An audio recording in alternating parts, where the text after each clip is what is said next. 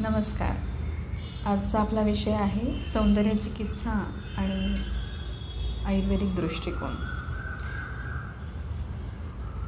सुंदर असणं, सुंदर दिसणं ह्याच्यामध्ये गैर काहीच नाही.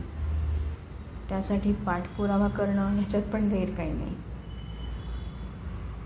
पण जे सौंदर्याचे निकष समाजमान्य आहेत त्या मान्यतेमध्ये राहून सौंदर्याचा अट्टहास करणं ही न पटण्यासारखी गोष्ट आहे. आज आपण बघतो आजूबाजूला समाजामध्ये सौंदर्याचं किती सुशोभीकरण झालं आहे आणि ते खूप काही चांगल्या पद्धतीने दाखवलं जात नाही. आज आपण बघतो की सोशल मीडियावरती प्रचंड भडीमार आहे सौंदर्य प्रसाधनांचा, कॉस्मेटिक सर्जरीज, कॉस्मेटिक ट्रीटमेंट्स. तुम्ही केसांसाठी काय करू शकता, तुम्ही त्वचेसाठी काय करू शकता, अँड मेनी मोर थिंग्स.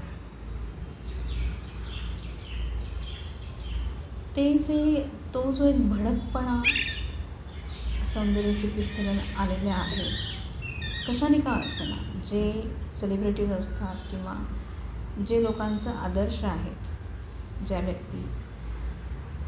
त्या व्यक्ती जे सौंदर्याचं उदात्तीकरण वेगवेगळ्या प्रॉडक्टच्या थ्रू करत असतात, त्यामुळे का असेल, पण त्याला जो एक विकृतीचा गंध निर्माण झालेला आहे तसं सौंदर्य आयुर्वेदाला अपेक्षित नाही. आता आयुर्वेदाला अपेक्षित नाही म्हणजे काय, तर शास्त्रामध्ये काही सौंदर्य चिकित्सा असं वेगळं काही चॅप्टर्स नाही आहेत किंवा त्याची काही वेगळी ब्रँच पण नाही आहे. पण सौंदर्य हे फक्त शरीरावरती अवलंबून नसायला पाहिजे. त्याचे जे निकष आहेत ते फक्त शरीरापुरते मर्यादित असायला नको असं आयुर्वेदशास्त्र सांगतं. आयुर्वेदामध्ये पण शरीराची निगा कशी राखायला पाहिजे, शरीर स्वच्छ कसं ठेवायला पाहिजे, काय केलं म्हणजे शरीरकांती सुधारते, शरीरावरती एक वेगळं तेज निर्माण होतं, चेहऱ्यावरती वेगळा ग्लो निर्माण होतो, हे सगळं आयुर्वेद पण सांगतं. पण त्याच्या मागचा हेतू जो आहे तर तुम्ही सुंदर दिसणं हा नाही आहे, तर तुम्ही सुंदर असणं, तुम्ही निरोगी असणं, तुम्ही सुदृढ असणं हा आहे. कारण फक्त शरीराची तिथे चर्चा होत नाही आहे, तर तिथे मनाचा पण अंतर्भाव आहे. आयुष्य म्हणजे काय हे सांगताना त्यांनी शरीर, इंद्रिय, सत्व आणि आत्मा असं सांगितलं. त्यामुळे तुम्ही जितकं प्युरिटीकडे जाल, शरीराकडनं इंद्रियाकडनं मनाकडनं आत्मा, या सूक्ष्म स्तरावरती तुमचा प्रवास होईल, तेवढे तुम्ही सुंदर व्हायला लागाल, आकर्षक व्हायला लागाल. एक साधना करणारा माणूस, योगिक साधना करणारा माणूस, योग्य ती शरीराची शिस्त बाळगणाऱ्या माणसाला वेगळं कुठलं मॉइश्चरायझर, वेगळं कुठलं लकाकी आणणारं क्रीम लावावं लागत नाही. त्याचा ऑराच एक वेगळा असतो. तो माणूस आला कीच वाटतं की काहीतरी भारदस्त काहीतरी व्यक्तिमत्व तसं वाटायला लागतं. आज आपण मोठ्या मोठ्या व्यक्ती जे बघतो, मोठ्या मोठ्या स्त्री पुरुषांमधल्या जी व्यक्तिमत्व आहे, त्यांचं सौंदर्य हे त्यांच्या कर्तृत्वामध्ये होतं. आणि आत्ता आपण जे बघतो आहोत ते खूप मर्यादित सौंदर्य आपण बघतो. मग त्यासाठी नको तितका वेळ, नको तितका पैसा, नको तितकी एनर्जी त्याच्यावरती घातली जाते. जो की पैसा आपण खूप चांगल्या गोष्टींमध्ये गुंतवू शकतो. आज शिक्षण झालं नसेल तरी चालेल, पण मी सुंदर दिसायला पाहिजे हा अट्टहास जो दिसतो तो आयुर्वेदाला अभिप्रेत नाही.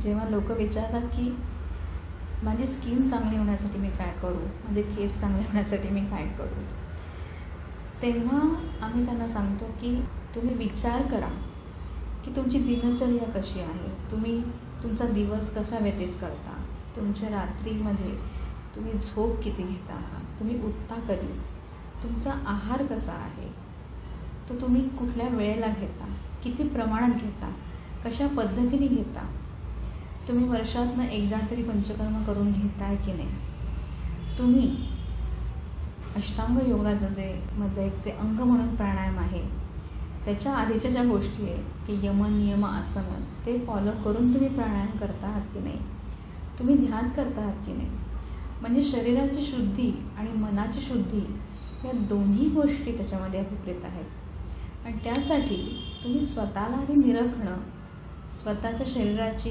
काळजी नक्की कशा प्रकारे घेणं अपेक्षित आहे हे समजून घेणं, तुमचा जो काही व्यवसाय असेल, जे काही कामाची पद्धत असेल, तिथे काय बदल केले म्हणजे मी माझ्या शरीराची निगा राखू शकते हे समजून घेणं जर केलं तर तुम्हाला कायमस्वरूपी सुंदरता लाभेल यात मला अजिबात शंका वाटत नाही. फेशियल करणं, बॉडी पॉलिशिंग करणं, अजून काय काय करणं, या ज्या गोष्टी आहेत कधीतरी ठीक आहे. तुमच्या घरी काहीतरी फंक्शन आहे आणि तुम्हाला तात्पुरतं का होईना पटकन चेहऱ्यावरती ग्लो हवा आहे तर ठीक आहे. पण तुम्ही रोजच मुखवटा पांघरून राहणार असाल, रोजच मेकअप आणि या गोष्टींच्या मागे लागणार असाल तर ते मात्र नुसतं विकृतच नाही तर ते अनारोग्यकारक आहे.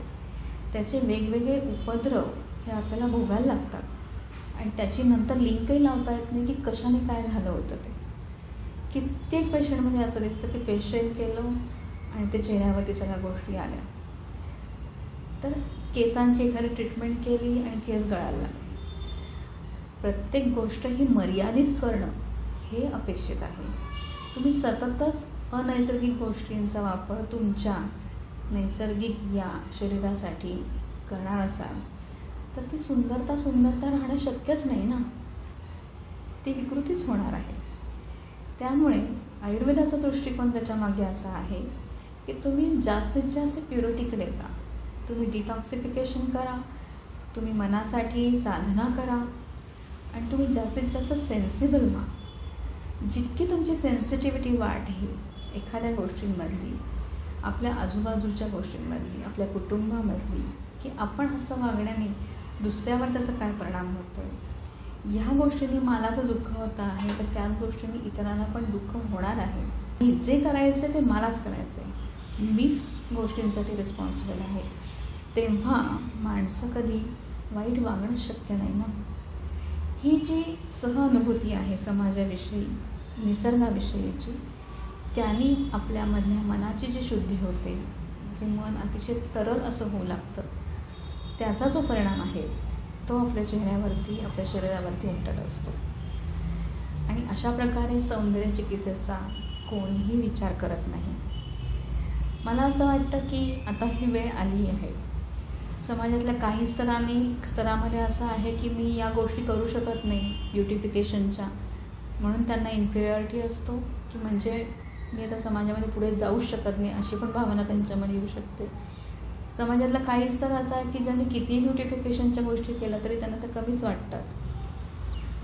तर अशा पद्धतीचा विचार न करता रोज मी माझ्यामध्ये काय बदल केले म्हणजे मला स्वतःला छान वाटू शकेल आणि मी जेव्हा मला स्वतःला छान वाटू शकेल अशा गोष्टी करेन तेव्हा त्या डेफिनेटली माझ्या चेहऱ्यावर, माझ्या स्किनवरती रिफ्लेक्ट होणार आहेत.